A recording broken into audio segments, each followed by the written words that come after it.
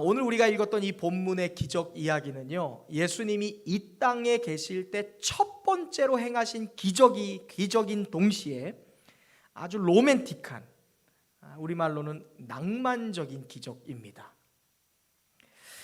유대인들의 결혼식에서 포도주라는 것은요 굉장히 중요합니다. 유대인들의 결혼식에서 포도주가 얼마나 중요하냐, 여러분 놀라지 마세요. 하객보다 포도주가 중요합니다. 하객은 안 와도 포도주는 반드시 있어야 돼요. 왜 유대인들의 결혼식에서 포도주가 중요하냐? 그것은 포도주가 가지고 있는 상징성 때문에 그래요. 포도주는 유대인들에게 몇 가지의 의미가 있죠. 먼저 물이 귀한 팔레스타인에서는 아주 오래전부터 이 포도주는 물을 대신하는 식수로 사용되었습니다. 또 수질이 담보되지 않는 아무 물을 그냥 마시는 것보다 정확하게 정제되고 정확하게 제작된 포도즙을 마시는 게 훨씬 안전했어요. 특별히 이 유대인의 결혼 예식에서 이 포도주라는 것은요, 남자와 여자와 남자가 만나서 결혼하는 것, 둘이 하나가 되는 것을 상징했습니다. 그것이 포도주였어요. 이것을 우리가 이해하기 위해서는 포도주의 제작 과정을 생각해 보면 쉽게 이해할 수 있어요. 여러분, 포도주가 되기 위해서 가장 먼저, 포도주를 만들기 위해서 가장 먼저 하는 일은 뭐냐면 큰 틀에다가 포도 알맹이를 막 부어 넣고서 발로 밟는 일입니다. 아마 여러분 인터넷 세계 문화기행 이런 거 보면 이런 프랑스나 이런 데서 포도주 만드는 거 영상 보신 적 있을 거예요. 큰 오크통에다가 포도 그냥 알맹이 넣어놓고 발로 막 지려 밟는 거죠. 그 순간 이 포도는 알맹이가 깨어집니다. 그렇죠? 발로 밟으니까 알맹이가 으스러지죠. 본래 알맹이로서의 모습이 발로 밟는 순간 없어지는 거예요. 그렇게 계속해서 통 안에 들어있는 각각의 포도 알맹이들이 서로 짓이겨지기 시작하고요, 발로 밟으면서 서로 으깨지기 시작합니다. 그러면서 서로 섞이게 될 때 어떤 일이 일어나죠? 알맹이는 터지고 그 안에서 포도주가 탄생되는 거예요.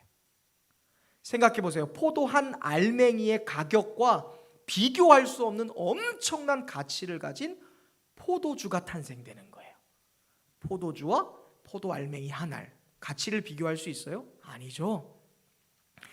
각각의 알맹이로서 존재할 수 있습니다. 그냥 난 포도송이에 붙어 있을래, 그냥 나는 깨어지지 않고 알맹이로 있을래 할 수 있지만 그것을 포기하는 거예요.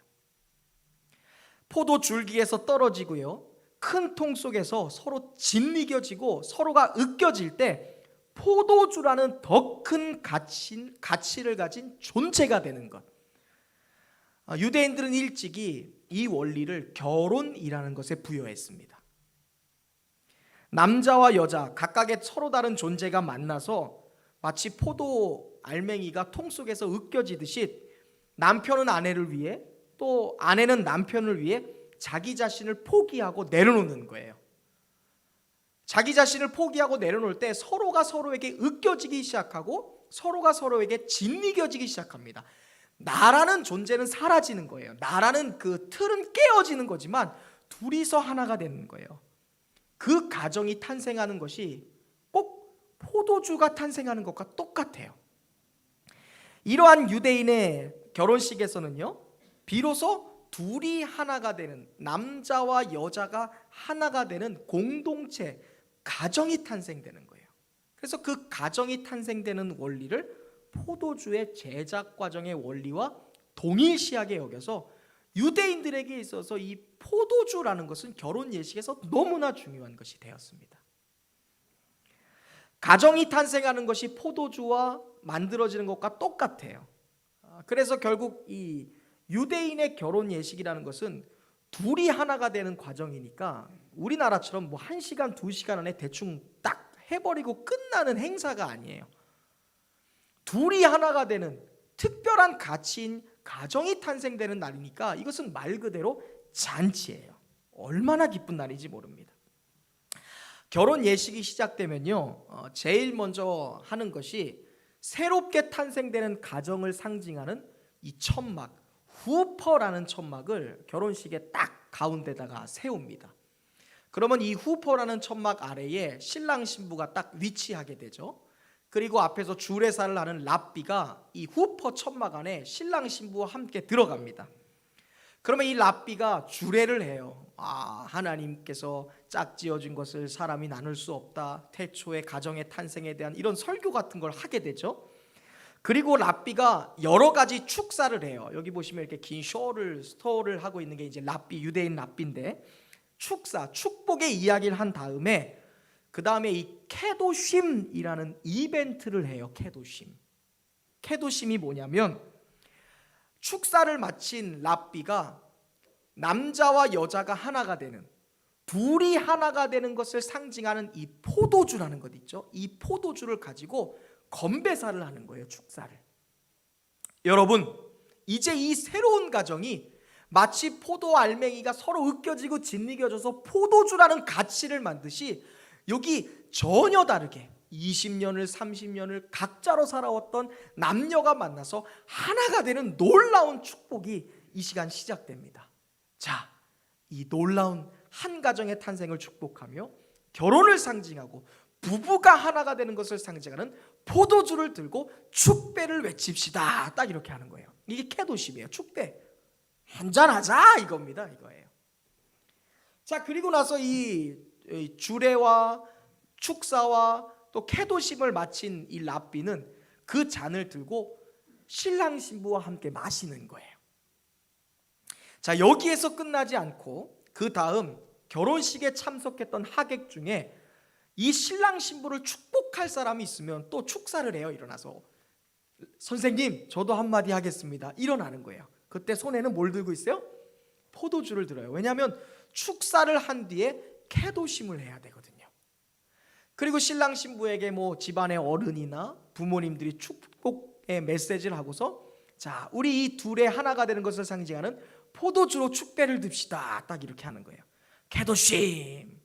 그리고 나서 또 이 신랑 신부와 이 포도주를 나눠 마셔요. 언제까지 할까요, 이 일을?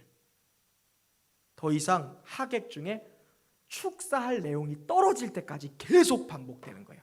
축사, 케도심, 축사, 케도심.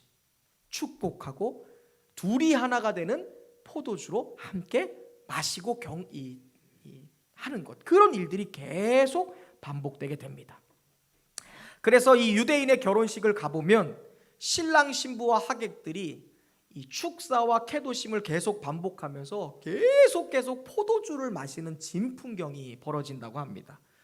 그만큼 유대인들에게 있어서 포도주는, 그리고 유대인 결혼식에 있어서 이 포도주라는 것은 절대로 없어서는 안 되는 거예요. 그런데 오늘 본문의 말씀을 보니까 이렇게 중요하고 너무너무 중요한 포도주가 혼례 예식 도중에 딱 떨어지고 말았어요. 혼주 입장에서 이것을 생각해 보면 보통 난감한 상황이 아닐 수 없죠. 이제 하객들이 식사를 해야 되는데 연회장에 음식이 떨어진 거예요. 앉을 자리가 없는 거예요. 지금이야 동네마다 마트가 있으니까 뭔가 떨어지면 차 타고 가서 금방 뭐 사오면 되죠. 하지만 때는 2000년 전이에요. 미리 준비하지 않으면 아무것도 구할 수 없는 시대입니다. 이제 혼례 예식이 포도주가 떨어진 순간 완전 망치게 되는 거예요. 그런데 여러분, 참 다행인 것은 그 자리에 누가 계셨어요? 예수님이 계셨어요. 오늘 성경 말씀에 보면 본문 1절부터 쭉 보면 가나에 혼인잔치가 있었는데 이 자리에 예수님이 초대되었다라고 말씀하고 있어요. 완전히 망할 잔치예요. 완전히 지금 다 그냥 엉망진창 다 끝나버려야 할 잔치인데, 희망이 있는 것은 그 잔치 자리에 예수님이 계셨다는 사실입니다. 그리고 우리가 잘 아는 것처럼 예수님이 포도주가 떨어진 이 잔치를요 기사회생시켜 주세요. 어떻게? 뭘로 포도주를 만드세요? 물로. 물을 포도주 되게 하셔서 이 잔치를 다시 회복시켜 주신 줄로 믿습니다. 그것도 그냥 포도주가 아니에요. 이 혼례 잔치를 전체 책임지고 있었던, 행사를 책임지고 있었던 연회장이 이 포도주를 맛보고, 아니 이게 어디서 난 거야? 이런 포도주는 먹어본 적 없어. 극찬할 정도로 A급 포도주로 만들어 주신 줄로 믿으시기를 바랍니다. 예수님은 그렇게 완전히 망할 뻔한 잔치를 기사회생시켜 주세요. 너무나 감동적인 것은요, 너무나 낭만적인 것은요, 티가 안 나게. 왜냐면 혼주 입장에서 망했는데 혼주가 해결한 것이 아니라 누가 해결해 줬으면 얼마나 창피해요. 아무 문제 없었던 것처럼, 정말로 아무 일도 없었던 것처럼 예수님이 조용하게 잠잠히 이 문제를 해결해 주세요. 그래서 이 기적이 로맨틱한 기적이라는 거예요. 마치 내가 결혼해야 되는데, 잔치해야 되는데, 뭔가 행사를 해야 되는데 문제가 딱 터졌어. 근데 아무 문제가 없었던 것처럼 예수님이 조용히 오셔서 싹 해결해 주시고 쑥 가는 거예요. 낭만적이죠. 한편 이 기적이 오늘 우리에게 주는 교훈이 있습니다. 그것은 뭐냐면, 예수님은 우리가 삶에서 만나는 여러 가지 예측하지 못한 문제들을 우리가 만날 때 그것들을 완전하게 해결하시는 분이다라는 교훈을 우리가 얻게 되는 것입니다. 여러분, 우리의 삶이라는 것이 뭔가요? 우리의 삶은요, 아무리 잘 준비해도요, 뭔가는 부족한 것이 많은 것이 우리의 삶입니다. 완벽하게 무언가를 준비했는데 막상 딱 시작하면 항상 뭔가가 부족해요. 뭔가 열심히 준비했는데 가다 보면 뭔가 하나가 빠져 있는 것을 우리가 매번 느끼게 되죠. 내가 노후를 준비해야지. 은퇴하고 나면 아내와 좋은 시간 보내고 남편과 행복한 시간 보내고, 그때 되면 여행도 좀 다니고, 그때 되면 좀 하지 못했던 취미 활동도 해보리라. 근데 아플싸 건강의 문제를 만날 때가 있다는 것이죠. 준비하지 않는 그런 사건 사고들이 우리의 삶에서 얼마나 많이 일어나는지 몰라요. 얘기하지 못했던 일들이 너무나 많이 일어나는 것이 바로 우리의 삶이라는 거죠. 그러나 여러분, 오늘 가나 혼인잔치의 기적 이야기가 저와 여러분에게 말하는 것은요, 삶에서 여러분이 어떤 예기치 못한 문제를 만난다 할지라도 우리에게 희망이 있는 것은 예수님이 늘 우리와 함께하고 있다라는 것이에요. 주님은 좋은 순간뿐만이 아니라 좋지 못한 순간에도 우리와 늘 함께 계시는 하나님이신 줄로 믿습니다. 또한 우리의 삶이 아무리 일촉즉발 그러한 위기 속에 있다 할지라도 우리의 삶이 흔들리지 않는 것은 물을 포도주로 만드신, 그러니까 자연과학을 초월한 예수님이 우리의 삶에서 또한 그렇게 역사하실 수 있기 때문인 줄로 믿습니다. 우리 옆 사람과 인사하겠습니다. 예수님은 모든 문제를 해결하실 수 있습니다.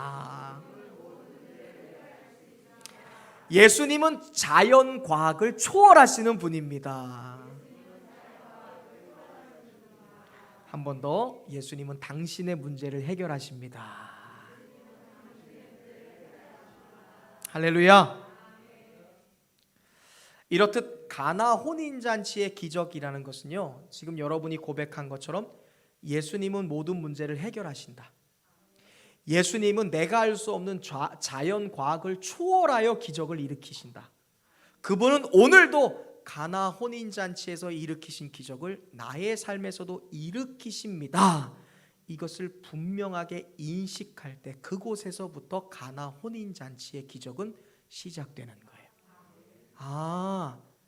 예수님은 불가능한 것이 없다. 예수님은 반드시 나의 삶에서 기적을 일으키신다.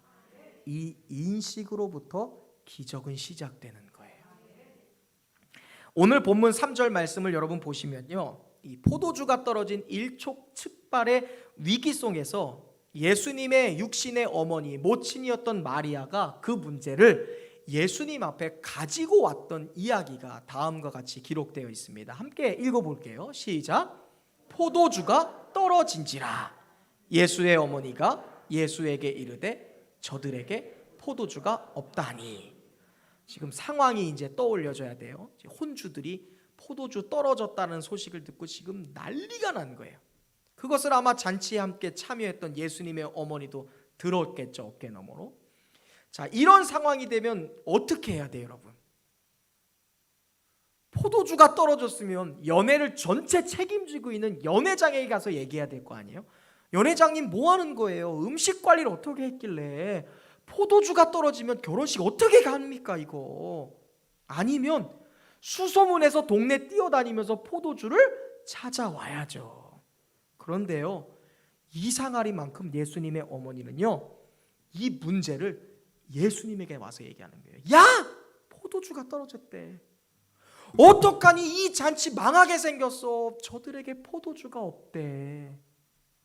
왜 그랬을까?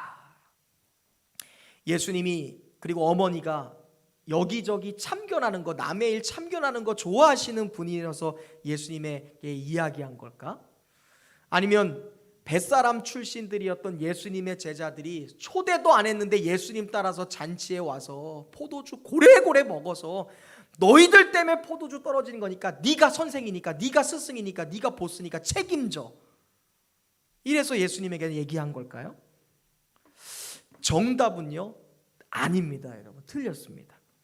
마리아는요, 오직 예수님이 이 불가능한 문제를 해결하실 수 있는 분이다라는 것을 분명히 알았어요. 예수라면 이 문제를 해결할 수 있다. 예수라면 망해가는 이 잔치를 기사회생시킬 수 있다는 분명한 믿음이 누구에게 있던 거예요? 마리아에게 있어요. 엄마에게 있는 거예요. 그 증거가 이 5절의 말씀입니다. 함께 읽어보겠습니다. 시작. 그의 어머니가 하인들에게 이르되 너희에게 무슨 말씀을 하시든지 그대로 하라 하니라. 예수님에게 야, 이 잔치 망하게 생겼다. 야, 포도주 떨어졌단다. 야, 음식 다 떨어졌단다. 어떡하냐? 그때 예수님이 그래요. 여자예요. 이 여자여라는 건요, 존칭이에요. 귀한 분이요, 귀인이시여, 여인이시여, 어머니시여, 이 말이에요. 어머니 무슨 상관이에요 나랑요? 내 때가 아니에요. 나 할 마음이 없어요. 아직 기적 일으킬 마음이 없습니다. 그리고 돌아선 거예요. 그런데 어머니가 그 이야기를 듣는 것이 아니라 그럼에도 불구하고 하인들을 향해 얘들아, 저기요, 저 사람이 분명히 뭔가 할 거예요. 저 사람이 무언가 당신들에게 말할 테니까 그게 뭐든지 그대로 순종해 보세요. 그대로 저 사람을 좀 도와주세요. 이 이야기하고 간 거예요. 마리아는 예수가 분명히 문제를 해결해 줄 거야. 할렐루야. 아무렴 그렇고 말고 불가능이 없는 예수님은 뭐든지 할 수 있어. 이 분명한 확신이 있었어요. 분명한 인식이 있었어요. 예수는 분명히 할 수 있어요. 예수라는 분명히 이 문제를 해결할 수 있어. 분명한 인식이 있었어요. 그러니까 하인들에게 무슨 명령을 하든 그대로 따라보세요 라고 얘기한 거예요. 그렇습니다, 여러분. 이 가나의 혼인잔치의 기적이라는 것은요, 이 혼인잔치가 기적이 될 수 있었던 것은요, 이 혼인잔치 기적의 시작은요, 마리아가 도무지 해결할 수 없는 문제를 만날 때 그 문제를 해결할 수 있는 분은 오직 누구다? 예수님이다라는 것을 분명히 믿었어요. 예수가 방법이다. 예수가 해답이다. 거기에서부터 기적은 시작되는 거예요. 저를 따라 고백하겠습니다. 예수가 해답입니다. 예수가 정답입니다. 예수만이 방법입니다. 할렐루야. 저와 여러분이 예수님이 모든 문제를 해결할 수 있다라는 그 분명한 인식과 믿음을 가질 수 있기를 바랍니다. 거기서부터 기적은 시작되거든요. 그런데 이제 우리가 이 분명한 인식, 예수 해답, 예수가 방법이다, 예수님은 문제를 해결하신다라는 이 인식으로부터 우리가 시작하면 이제 기적의 문이 열리기 시작해요. 오늘 본문의 기적이 나의 기적이 되고, 오늘 본문의 사람들이 경험했던 것이 나의 경험이 되고, 본문의 이야기가 나의 이야기가 되기 위해서는 우리가 이 분명한 인식으로부터 시작해서 또한 우리에게 필요한 것이 있어요. 그것이 뭐냐면 먼저 주님은 늘 준비가 되어 있다는 것을 여러분 아셨으면 좋겠어요. 주님은 이미 준비가 되어 있어요. 문제는 이제 우리에게 달려있는 거예요. 예수님은 모든 기적을 일으키실 준비가 되어 있어요. 그렇다면 우리는 예수님이 기적을 일으키실 거라는 분명한 인식으로부터 시작해서 이제 우리에게 필요한 것이 있다는 거예요. 예수님이 문제를 해결하신다. 그분이 모든 문제를 해결하실 거다. 그것에서 출발한 우리가 분명한 기적의 주인공이 되기 위해서 필요한 것이 있는데 그것이 무엇이냐? 그것은 바로 순종입니다. 순종. 저를 따라서 고백해 볼까요? 하나님은 나의 순종을 통해 일하십니다. 순종이 기적의 재료입니다. 아멘. 예수님은 준비가 되어 있으시다라는 것을 기억하세요. 예수님은 모든 문제를 해결하신다. 모든 문제를 예수님이 반드시 해결한다라는 믿음을 갖고 출발한 우리가 기적의 주인공 되려면 우리는 순종이라는 재료가 갖고 있어야 돼요. 한편 순종이라는 것도요, 단계가 있어요. 순종이 다 같은 순종이 아닙니다. 오늘 본문의 말씀을 잘 보면 예수님이 하인들에게 순종을 요구하세요. 근데 이 순종이 점점 말씀이 한 절 한 절 내려가면서 예수님이 요구하시는 순종의 이 단계가 굉장히 심화되어 가는 것을 보게 돼요. 첫 번째로 예수님이 하인들에게 요구했던 순종이라는 것은 이거입니다. 이것이었어요. 함께 읽어볼게요. 시작. 예수께서 그들에게 이르시되 항아리에 물을 채우라 하신즉 아기까지 채우니. 자, 예수님이 이 하인들에게 첫 번째 요구한 순종이 뭐예요? 물을 어디다가? 항아리에 채우되. 어디까지 채우래요? 아귀까지. 그 항아리가 어떤 항아리냐면 6절 말씀에 보니까 이 정결 예식을 위해 준비한 항아리예요. 쉽게 말하면 손 닦을 물을 담아 놓는 통입니다. 그러니까 팔레스타인에 먼지 많으니까 잔치에 참여하려면 손을 깨끗이 해야 되잖아요. 먼지 물. 그러니까 손이나 발이나 옷에 묻은 먼지들을 털어낼 수 있는 그런 물이 담겨져 있는 대야. 근데 대야가 없으니까 항아리에다가 물을 담아 놓는 거예요. 두세 통 든다라는 말은요, 리터로 한 사람은 약 100리터 정도 들어가는 돌이에요. 그러니까 우리로 말하면 큰 김장독 같은 거라고 할까요? 그런 그만한 큰 돌 항아리 6개를 준비하고 거기다가 물을 가득 채우라. 여기 그 아귀라는 말이 나오는데요, 아귀라는 말은 헤라어로 보니까 아노라고 되어 있어요. 하늘 끝까지 넘치도록, 위로라는 말이에요. 항아리에 물을 부을 때 하늘 끝까지 부으래요. 항아리에 물을 채워놓을 때 넘칠 때까지 위로 계속 부어라 라고 말씀하십니다. 무엇을 부어요? 물을 붓는 거예요. 지금 물. 본문에서는 사실 물이라고 표현됐어요. 그런데 영적인 의미에서 물이라는 것은요, 그리고 하인들이 채워야 되는 것은 단순한 물이 아니었어요. 여러분, 하인들이 물을 채워요. 표면상으로 겉으로 보면 하인들이 지금 항아리에다가 물을 채워야 되는 사람들처럼 여러분 보이실지 모르겠어요. 그런데 사실 그들이 항아리에 채워야 되는 것은 물이 아닙니다. 그들이 항아리에다가 가득 6개에다가 채워야 되는 건 물이 아니라 그건 표면상의 모습일 뿐이지, 그들이 채워야 되는 건 뭐예요? 예수님의 명령을 채우는 거예요. 예수님의 말씀을 채워야 되는 거예요. 왜냐하면 항아리에다가 물을 채우는 게 어려워요. 물을 채우라고 말씀하신 예수님의 명령을 따르는 게 어려워요. 왜냐하면 지금 필요한 거는 뭐예요? 포도주라는 거 생각 계속하고 계셔야 돼요. 지금 잔치가 다 망하게 생겼어요. 지금 급해요. 포도주를 가지고 와야 되는데 항아리가 웬 말이에요. 그것도 손 닦는 대야에다가 그 통에다가 포도주를 채우라는 게 아니라 물을 채우래요. 이거를 순종하는 게 더 어려워요. 그래서 하인들이 채워야 되는 것은 물이 아니에요. 예수님의 명령이자 말씀을 채워야 되는 거예요. 그게 더 어려운 거니까. 하인들에게 요구되는 순종은요, 항아리에 물을 채우라고 하신 주님의 말씀에 온전히 순종하는 거였어요. 그들에게 있어서 물을 채우는 것보다 예수님의 말씀을 순종하는 게 더 어려운 일이었기 때문에 그렇습니다.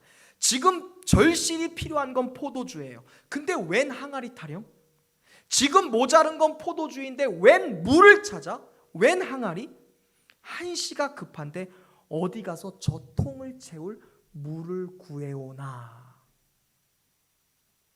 그런데 묻지 않고요, 이런저런 생각하지 않고요, 아기까지 넘치도록 부어라, 그곳까지 채워라 하신 말씀을 그들이 그대로 순종했을 때 기적은 일어난 줄로 믿으시기를 바랍니다. 기적은요, 우리 안에 예수님의 말씀을 채울 때 일어나는 거예요. 왜 내 삶에 기적이 일어나지 않을까? 내가 말씀을 채우지 않아서 그래요. 기적은요, 우리가 만들어낼 수 없잖아요. 왜? 포도주 어떻게 만들어내요, 여러분? 예기치 못한 문제, 예측하지 않은 사건들을 만날 때 그거 어떻게 해결하냐 이거예요. 그때 우리에게 필요한 게 뭐예요? 물이 포도주가 되는 기적이죠. 그 기적 누가 만드세요? 그럼 그 기적이 만들어지기 위해서 우리가 해야 되는 일은 나의 삶의 아귀까지 예수님의 말씀을 채우는 일이에요. 할렐루야. 기적은 우리 안에 말씀을 꽉꽉 채울 때, 안오 아귀까지 넘치도록 채울 때 일어나는 겁니다. 하나님의 말씀이 내 안에 있을 때야만이 기적은 일어나는 거예요. 그렇다면 여러분, 우리는 어디에서 주님의 말씀을 들을 수 있을까? 어떻게 예수님의 말씀을 들을 수 있을까? 어디에서 들을 수 있어요? 교회 안에서, 그리고 성경 안에서 예수님의 말씀이 들려지는 거예요. 우리는 이 성경에서 예수님의 생생한 음성을 들어요. 이것으로 채우는 거예요. 어디를? 여러분의 삶을요. 말씀은요, 헬라어로요, 케네라고 합니다. 캐논이라고도 하죠. 캐논이 뭔 줄 아세요? 왜 캐논 카메라가 유명한 줄 아세요? 캐논 카메라라는 말은요, 캐논은 규범이라는 말이에요. 표준. 캐논이라는 것은요, 고든 막대기라는 거예요. 왜 캐논 카메라가 유명한 줄 알아요? 카메라의 표준이 되었기 때문에 유명한 거예요, 여러분. 캐논은요, 자라는 거예요. 규범. 하나님의 말씀이, 성경이 왜 캐논인지 아세요? 우리의 삶의 일상의 인생의 유일한 표준이요, 유일한 규범이요, 유일한 우리의 삶의 법칙이며 기준이기 때문에 그래요. 이 기준으로 우리의 마음을, 삶을 채우는 거예요. 이 기준으로 우리의 인생을 채우는 거예요. 아귀까지. 그때 기적이 일어나는 거예요. 오늘 예수님은 하인들에게 첫 번째, 이 말씀으로 너희의 삶을 채우라, 항아리로 물을 채우라 말한 내 명령에 온전히 순종하라라고 해서 물을 가득 채웠을 때 기적은 일어나는 거였어요. 저는 여러분들이 예수님의 말씀대로, 그리고 하나님의 말씀이 담겨져 있는 규범인 이 캐논 성경을 우리의 삶에 가득 채우는 성도들 될 수 있기를 예수의 이름으로 축원합니다. 그때 우리의 삶에 기적은 일어나요. 자, 이제 하나님의 말씀을 이 말씀을 우리의 삶의 아귀까지 가득 채우고 나면 그 다음에 우리에게 요구되는 마지막 순종의 단계가 있어요.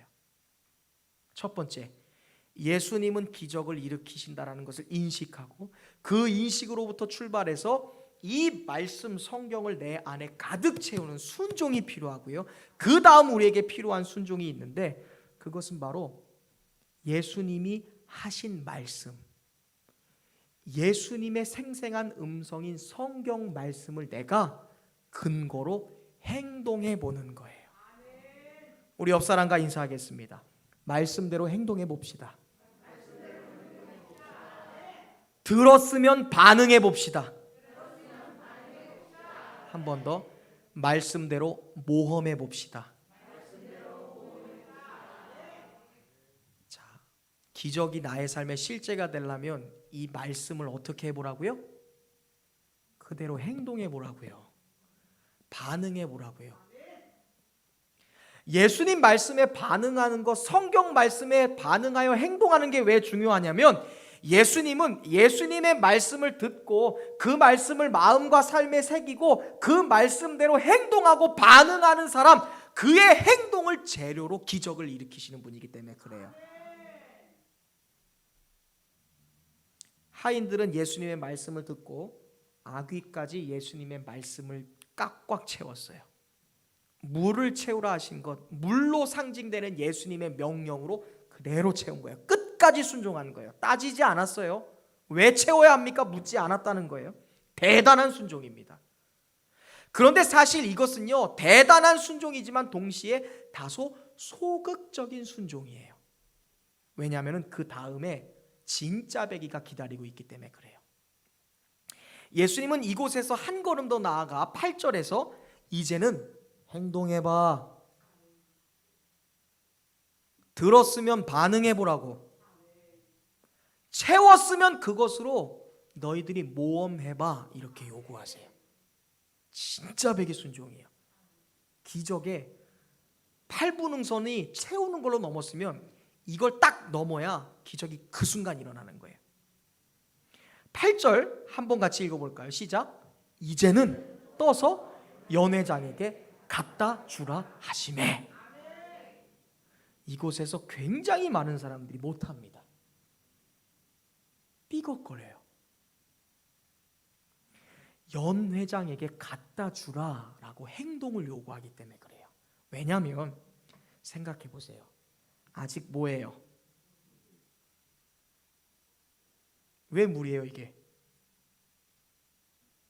내가 떠왔으니까. 그죠? 내가 이상한 게 아니면 분명히 내가 떠왔어. 몇 통이나? 6통을 채웠어요. 물이 귀한 데서 이거 채우려니까 뭐 또랑에서 떠왔겠죠.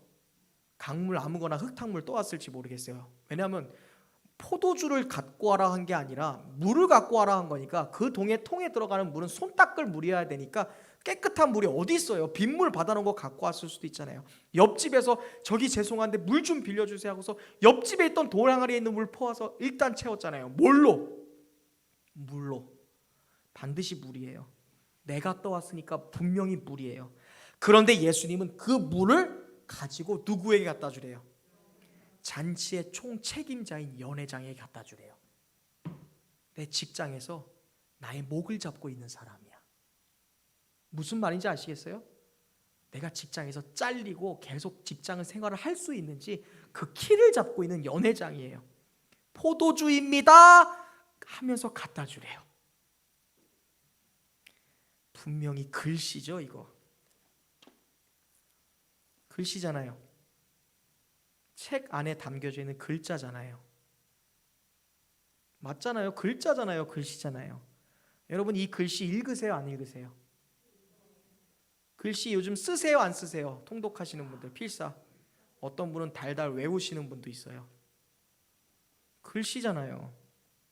그런데 예수님은 이 성경 안에 있는 글씨, 책 속에 있는 글자, 지금 여러분이 보고 있는 이 성경의 이야기를 가지고 모험을 해봐, 이렇게 지금 얘기하시는 거예요.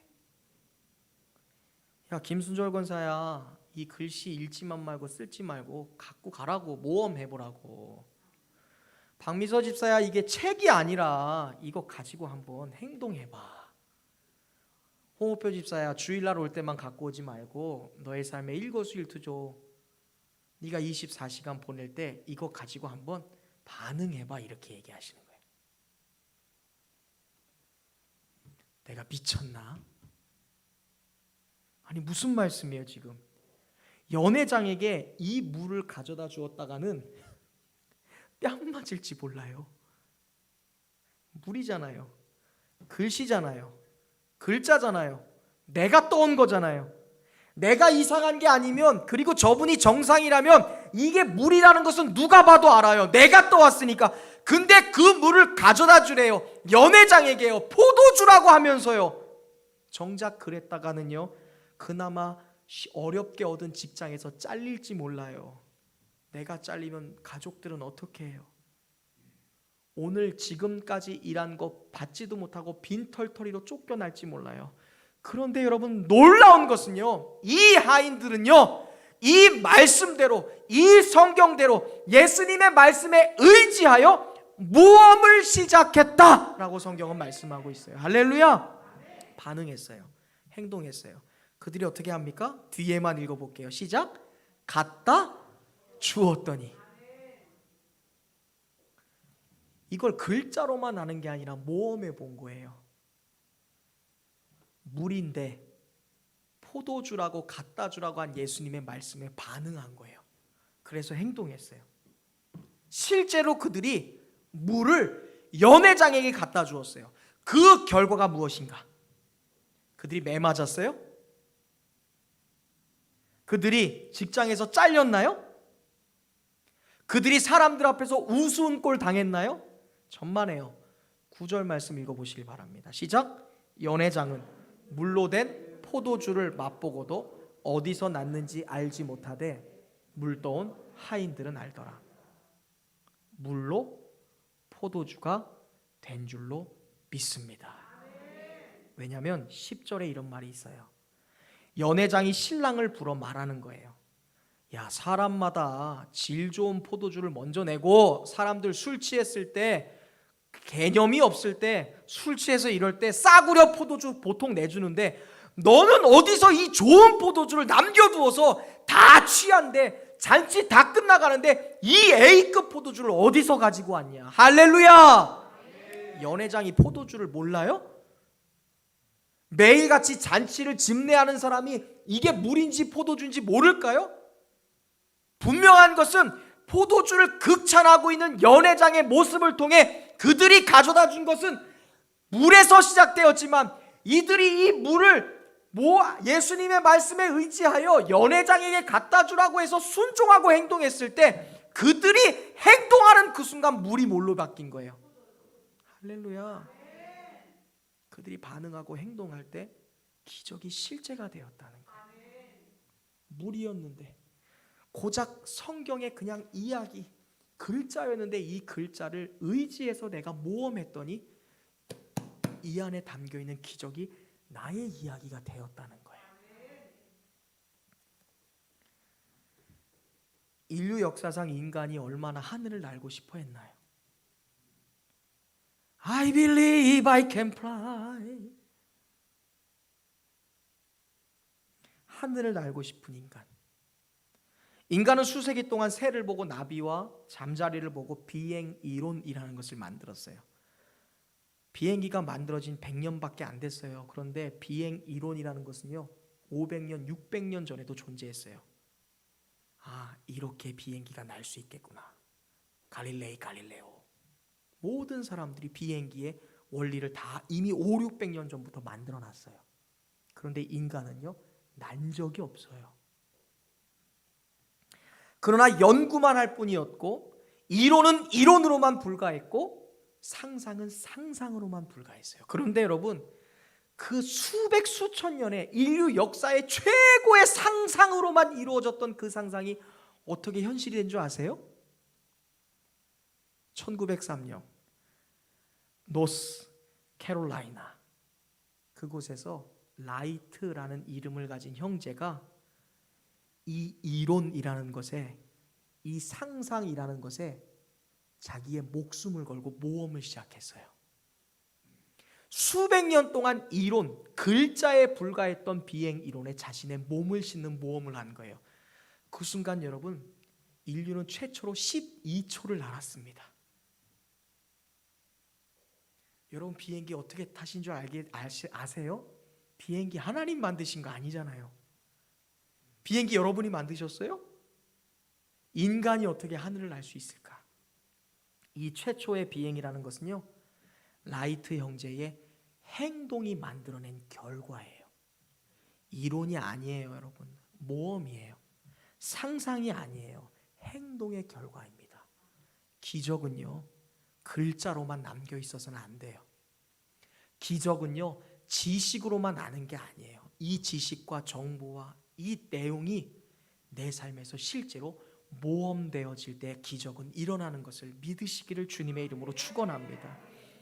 저는 여러분 오늘 말씀을 준비하면서 9절의 말씀에 너무나 큰 영감과 감동을 받았어요.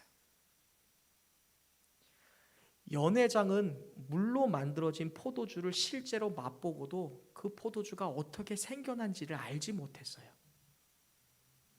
어떻게 이 포도주가 생겨났는지, 그 자리에 기적의 자리에 기적의 수혜자로 있었지만 그 포도주가 어디서 났는지 몰랐다는 거예요. 그런데 누구만 알아요?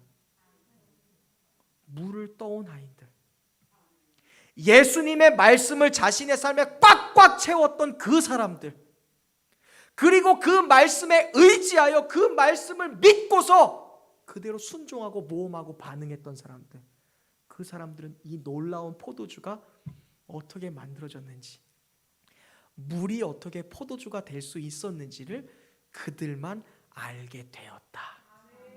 하인들이 세상 그 누구도 알 수 없는 기적의 진리, 기적의 지혜를, 지식을 알게 되었다는 거예요.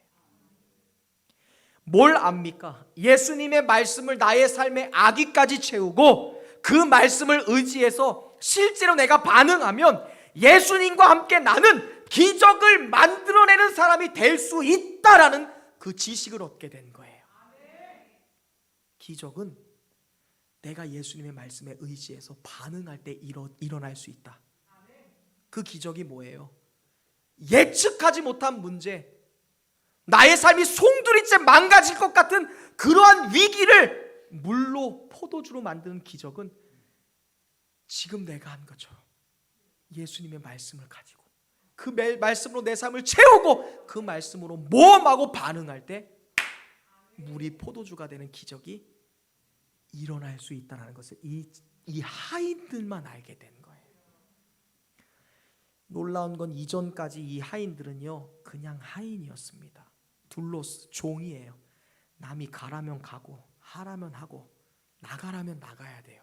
그런데요 그들은요 이 기적 사건 이후로 연회장도 모르고 신랑 신부도 모르고 그 어떤 존귀한 사람들도 모르는 이 신령한 지혜, 기적을 만들어낼 수 있는 진리, 그 지식을 갖게 되었다라고 성경은 말씀하고 있는 거예요.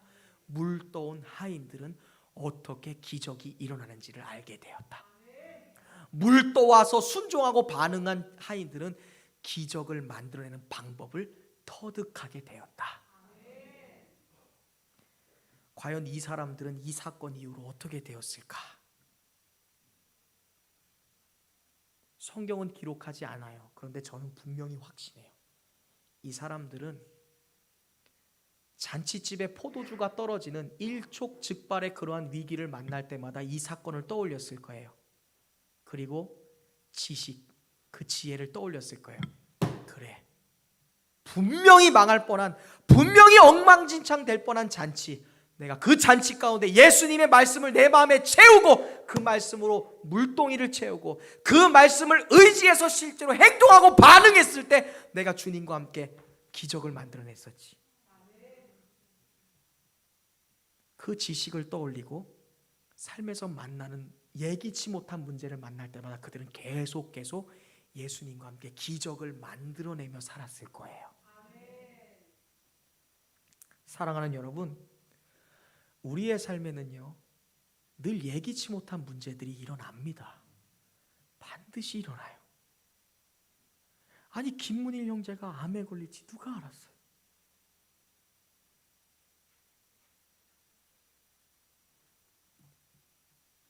아무리 열심히 준비해도요 무언가는 부족해요. 아무리 열심히 준비해도 무언가는 하나 빵꾸나게 되어 있어요. 무언가는 삐걱거립니다. 그게 우리의 인생이에요. 그때 우리에게 필요한 것은 물이 포도주가 되는 기적이잖아요. 내가 병을 어떻게 치료해요? 내가 내 건강의 문제 어떻게 해결해요? 내가 내 마음속에 있는 아픔들을 어떻게 해결하냐 이거예요. 지금 우리에게 포도주가 떨어졌습니다. 근데 무슨 물을 이야기하나. 지금 내 주머니에 돈이 떨어졌는데 무슨 감사를 이야기하나. 지금 건강 문제 때문에 몸이 아픈데 무슨 예배를 말하고 무슨 기도를 말하시나. 근데 주님은 여기에 기뻐하라 말씀하세요. 그리고 범사에 감사하라 말씀하세요. 내가 너희를 찾고 있으니까 예배 드리라. 또한 쉬지 말고 기도하라 말씀하세요. 물이 포도주가 되는 기적이 필요하신 분들은요, 그게 무슨 말씀이든 그것으로 채워야 돼요. 기도로 채워야 되고, 감사로 채워야 되고, 예배로 채워야 되고, 순종으로 채워야 돼요. 그리고 그 채운 것으로 반응하라고 말씀하시는 거예요. 이 말씀에 순종하는 일을 계속 미루다 보면요, 여러분의 삶에서 물이 포도주가 되는 기적은 없어져 버려요. 그때 가서 후회할 수 없잖아요. 지금 나에게 물이 포도주가 되는 기적이 필요한데 순종을 밀어버려. 기도를 미루고 예배를 미루고 찬양을 미뤄요. 그러면 더 이상 기적이 일어날 수 있는 상황 자체가 내게서 없어진다는 거예요.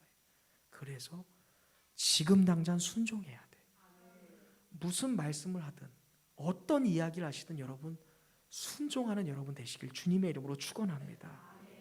물이 포도주가 되는 기적이 지금 당장 필요하신 분들은 지체해서는 안 돼요. 기도하는 일, 감사하는 일, 예배하는 일, 기뻐하는 일. 우리는 무슨 말씀을 하시든 말씀을 듣는 즉시 순종해야 됩니다. 저는 여러분들이 예수님의 말씀인 이 성경이 정보가 아니라 생명이고 진리다라는 것을 여러분 반드시 기억하고 사시기를 바랍니다. 교회 오면서 왜 내 성경책 안 갖고 오세요? 이거 뭐 몇 킬로 되는 것도 아닌데. 그래서 교회에 성경책 뒤에 없애버릴까요? 시장 가면서 지갑은 들고 가는데 교회 오면서 성경을 안 들고 가 자기 거를. 무겁지도 않은데. 생명인데. 무기인데. 내 성경이 없으니까, 내 성경이 안 갖고 오니까 이게 안 채워지는 거예요. 내 성경이에요. 남의 성경 안 보잖아요. 내 성경이어야 보지. 남의 지갑에서 돈 안 꺼오는 것처럼 내 성경이어야지 보는데, 내 성경이어야 순종하는데 내 성경이 아니니까 순종을 안 해요. 주일날 교회 오실 때 성경책 가지고 오시기를 바랍니다. 꼭 부탁합니다. 그리고 읽으시고 채우시기를 바라요. 지금 당장 지체하지 마시고. 여러분, 주님이 여러분에게 무슨 말씀을 하시든 그 말씀을 여러분의 삶의 아귀까지 채울 수 있기를 바랍니다. 그리고 어떤 말씀을 하시든 그 말씀에 순종하시길 바라요. 반응해 보세요. 그리고 그 말씀 믿고 그대로 모험을 떠나보세요. 그때 포도주가 떨어진 잔치집이 포도주가 풍성한 잔치집으로 바뀌어지는 놀라운 기적이 성경의 이야기가 아니라 여러분의 이야기가 될 거예요. 이 사람들의 경험이 아니라 여러분의 경험이 될 겁니다. 여기에 묶여있는 기적이 아니라 여러분의 삶에서 생생하게 살아있는 그런 여러분들이 기적의 주인공이 될 줄로 믿습니다. 기도하겠습니다.